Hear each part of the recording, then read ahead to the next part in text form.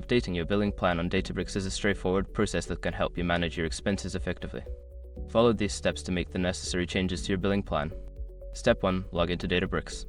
Access your Databricks account by entering your credentials on the login page. Ensure you have the necessary permissions to make billing changes. Step 2. Navigate to the account settings. Once logged in, locate the account settings option.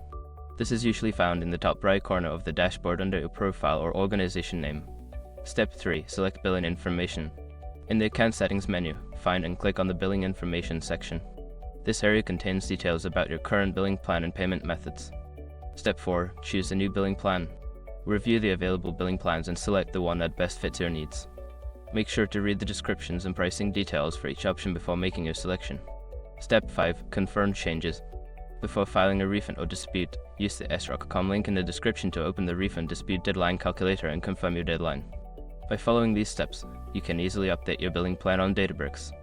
If you encounter any issues, consider reaching out to customer support for assistance.